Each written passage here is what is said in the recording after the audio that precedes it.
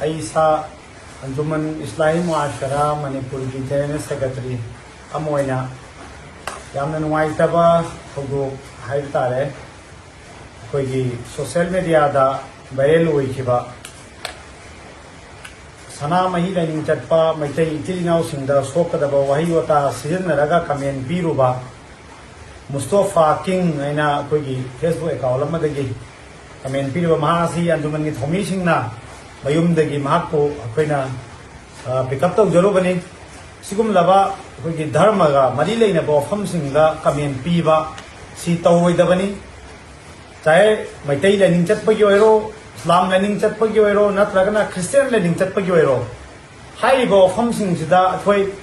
बेट comment पीबा नत्रगना मसदा हुन्नबा हाइनबसी तौवेदबनी असिगुम लबा अखोयगी Meitei पांगाली चिलिनाव सिंगी मरक्तगी Mustafa king कौबा Madgi अखोयगी Sanamahi lining चटपा चिलिनाव सिंगदा यामना थमोय सोकदबा तौहैदबा हायैदबा वफम नांगुबा मागसी अखोयगी अंजुमन की थोमीसिंगना फगलगा माको ऑफिसता वखन तामिनगनी अदो महाकी माइकैदगी मयामदा सेंदोक warol लमा अखोय अंजुमन की साइटगी माको फगलबा मतुंगदा मयामदा सेंदोक हनबगी warol तंग पिजरी मुस्तफा किंग सलाइसा फर्टिनेंस की एफबी की लाइव वीडियो अमदा की every account Mustafa King dagi Sanamahi lining chat from Maitai ising inaw sing na sounding gadaba wahay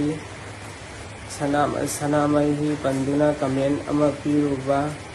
aina wakhan khandahud dagi hai kibani laiba social media की कुथांग दा लान थे हाइना संदोक से मखाताना सिगुम लबा कमेल असी अमुगन्ना कोई कीरोइदबनी अदो लैरिबा अदोगी सनामही लाइनिंग चटपा मैतई इथिलिनाव सिंगनासु अकोइना अदि